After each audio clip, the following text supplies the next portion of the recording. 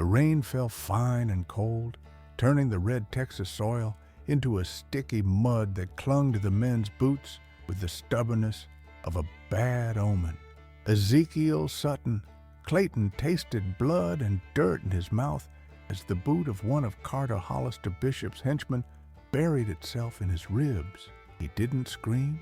The sound was a dull thud, a crack of bone against leather lost in the murmur of the wind.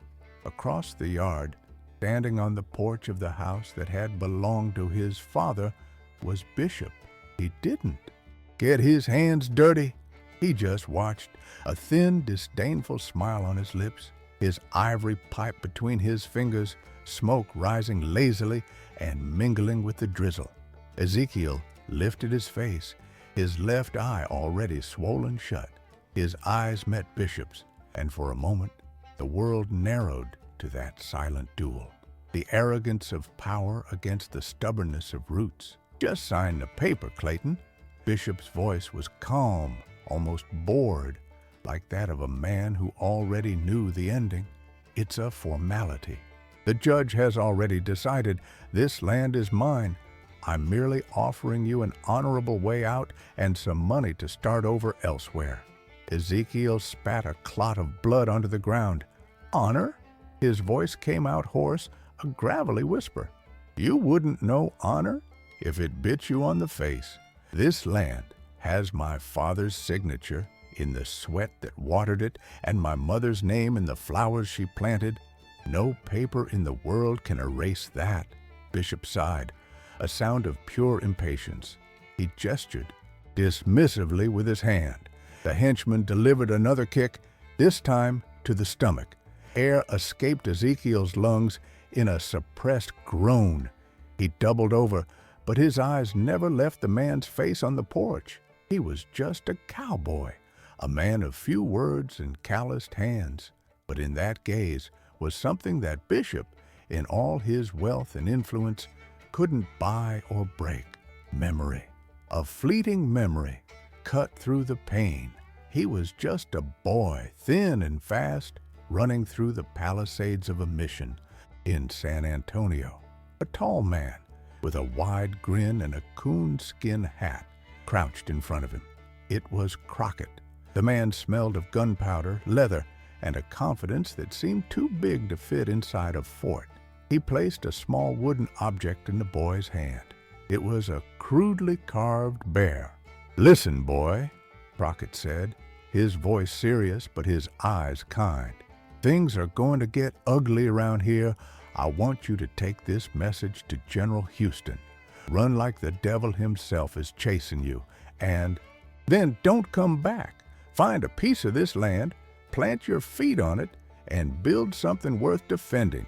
Not with guns if you can help it, but with work, with faith. Fight for the soul of Texas, not just its soil. You promise?" Ezekiel, the boy, nodded, his eyes wide. He never saw Crockett again, but the promise became the bedrock of his life. That ranch wasn't just land, it was the fulfillment of a word given to the ghost of a hero. And Carter Hollister Bishop, a vulture, from the east, with papers and lawyers, was treading not on mud, but on sacred ground. Bishop threw his pipe to the ground and crushed it with his boot. "Enough. Leave him. He'll learn. Nail the eviction notice to the door. He has until the end of the week to disappear." The men dropped him on the ground, a sack of broken bones in the rain. Ezekiel lay there, listening to the sound of horses fading away, Bishop's satisfied laughter echoing, and then being swallowed by the vastness of Texas. He tried to get up, but his ribs protested with a searing agony. He rolled onto his side, his forehead pressed against the cold, wet earth. He smelled the grass, the mud, the life pulsing beneath the violence. Bishop had made a mistake. Many, in fact. He saw Ezekiel as an obstacle, a stubborn redneck. He didn't see the boy who had run from the Alamo, the man who carried a promise in his chest like a living ember. He didn't know that by beating that cowboy, he had just declared war on a memory far more powerful than any army. And in Texas, some memories still bled. As Bishop rode away laughing with his men, he didn't feel Clayton's gaze on his back. It wasn't a gaze of hatred, but of calculation. He had broken the cowboy's body, not knowing he had just awakened Crockett's last friend. The days that followed were a blur of pain and humiliation. Carter Hollister Bishop wasted no time in taking possession of what he now called his. He brought in his own men, outsiders, who didn't understand the silent language of the land, the respect due to water and sun. They tore down the old oak fence that Ezekiel's father had built by hand, replacing it with barbed wire that looked like a scar on the landscape. Ezekiel's cattle, raised with care for generations, were sold at bargain prices in a rigged auction. And the profits, of course, went into Bishop's pocket. The house, once a place that smelled of bread and polished wood, now reeked of expensive cigars and spilled whiskey. Bishop threw a party to celebrate his new acquisition, and the sound of music and mocking laughter reached the small line shack on the edge of the property where Ezekiel had been forced to move. The community watched it all in fearful silence. Everyone knew Bishop's purchase was legalized theft, but who dared to confront a man who had the judge, the sheriff, and the bank in his pocket? Ezekiel Sutton Clayton became a ghost on his own land, a living reminder of what happened to anyone who said no to progress, as Bishop liked to call his greed. For Bishop, the matter was settled. He was a man of the new world, a world of contracts, of capital, of power measured in acres and dollars. He saw Clayton as a relic of the past, a stubborn dinosaur waiting for extinction. Bishop's arrogance was his armor. He strutted through Austin, shaking hands with politicians, promising investments, talking of railroads and prosperity. He saw no faces, only opportunities. He saw no homes, only properties. And he saw in Ezekiel Clayton not a man, but a solved problem. A problem he had personally humiliated to serve as an example. He believed that brute force and public humiliation broke any spirit, and most of the time, he was right. But he didn't know the spirit forged in Texas. While the world saw him as a broken man, Ezekiel was doing something he had learned in the silent vastness of the backcountry. Observing. From his miserable shack, he watched. He saw Bishop's men's schedules, noted which one drank the most, which was the cruelest, which seemed to have a shred of conscience. He saw the messengers arriving and departing, the types of carriages, the frequency of trips, and at night, when the pain in his ribs kept him awake, he remembered not the battles, but the conversations around the campfire. He remembered Crockett talking about his days in Congress.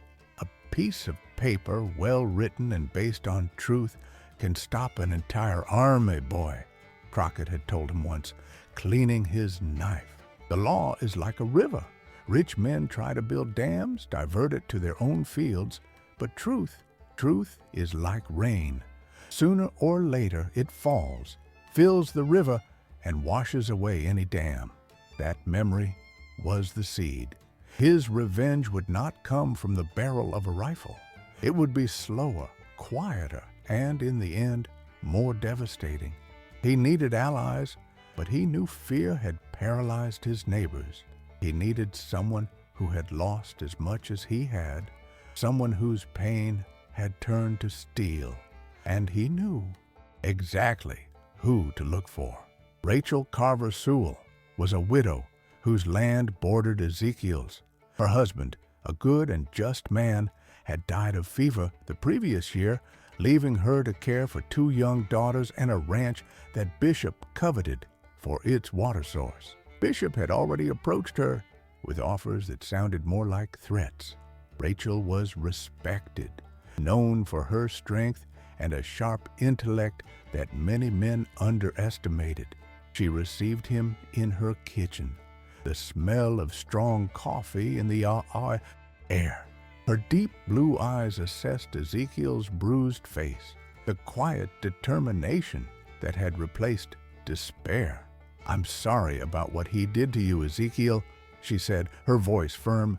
"Don't be," he replied, accepting the cup of coffee. "What he did to me was nothing. What he's doing to Texas, that's a sin. He's using our laws, the very freedom men like Crockett died for, to enslave us." Rachel looked at him for a long moment. She saw beyond the bruises. She saw the same light she saw in her late husband's eyes when he spoke of justice. "What do you plan to do? Challenge him to a duel? He'd send one of his henchmen to kill you before you could draw your gun." "No," Ezekiel said, shaking his head.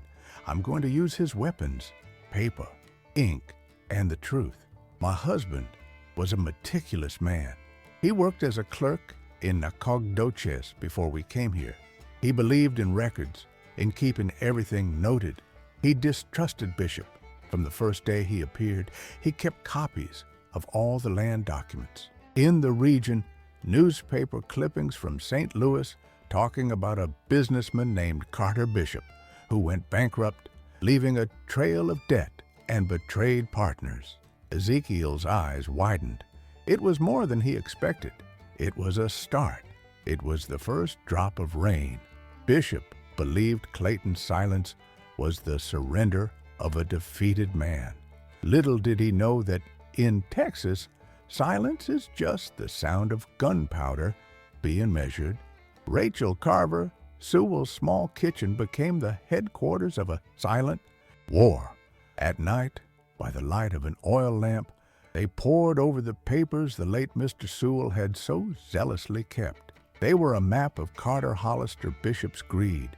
There were old deeds, tax records, letters from lawyers in other cities, and most importantly, notes in the margins, made in Rachel's husband's precise handwriting, connecting names, dates, and transactions that, on their own, seemed innocent, but together painted a portrait of a conspiracy.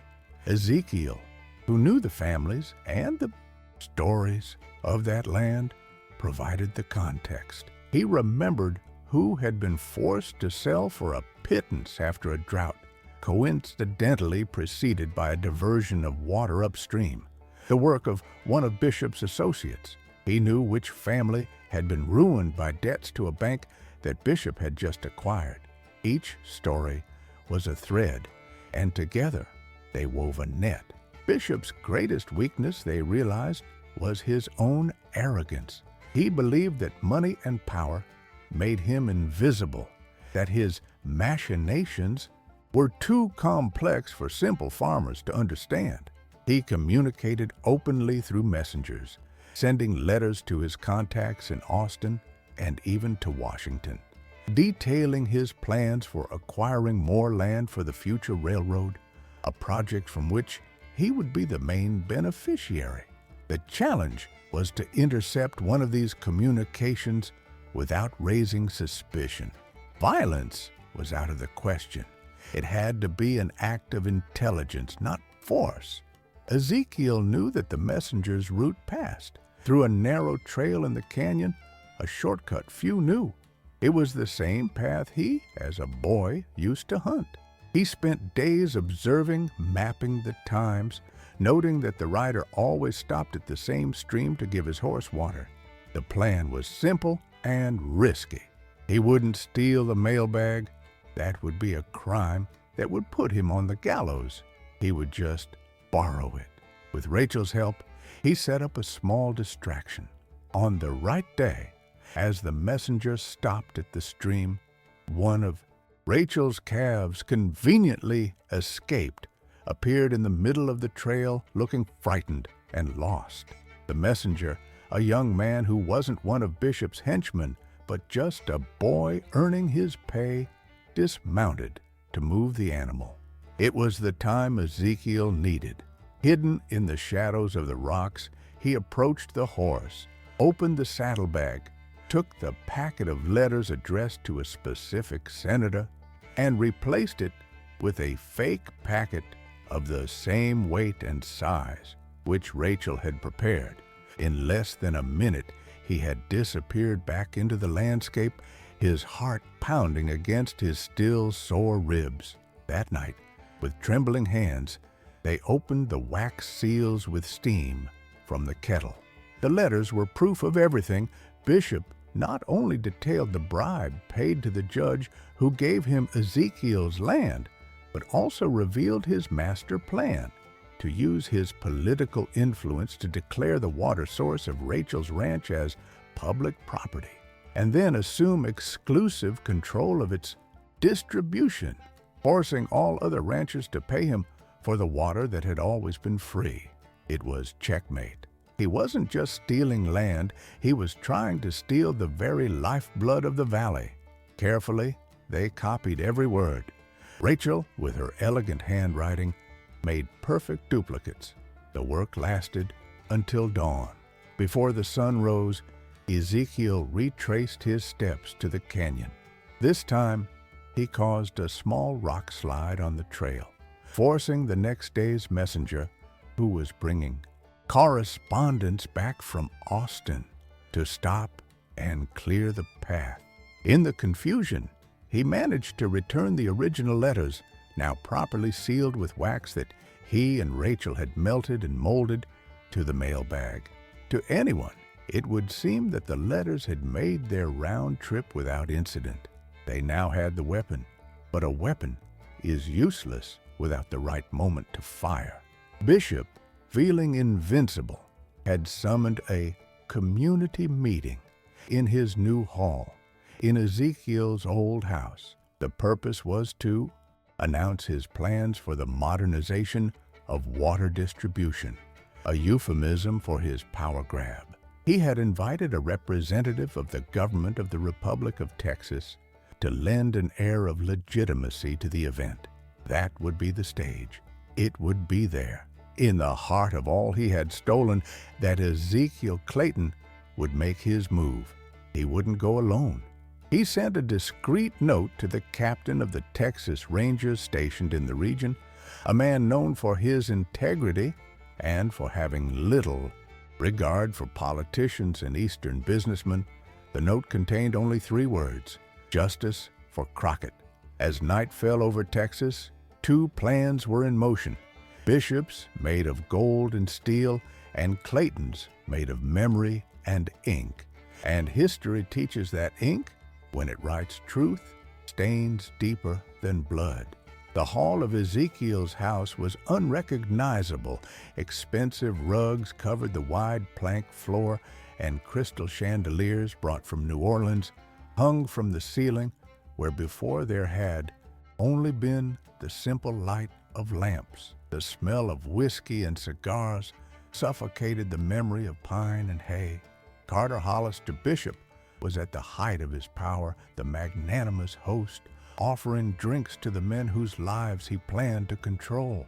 The ranchers were there, their faces grim, reluctance visible in every gesture. They had come out of fear, not respect.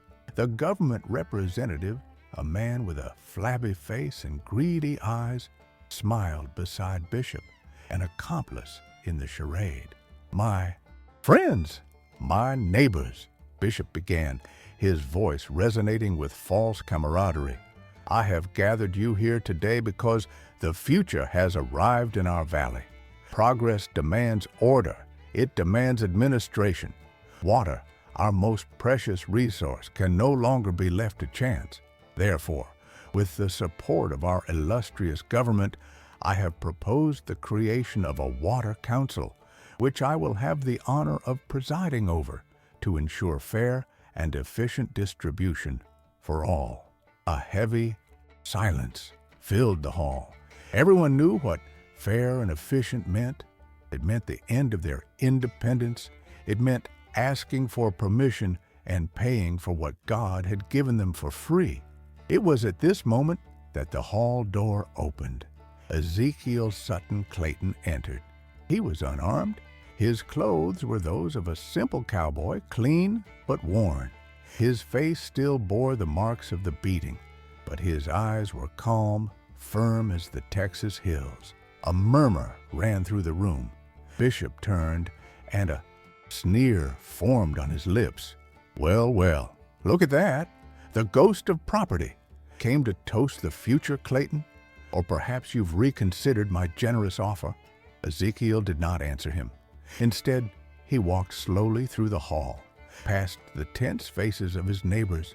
His eyes searched and found the captain of the Rangers, who was leaning discreetly against the back wall, watching everything with an unreadable expression.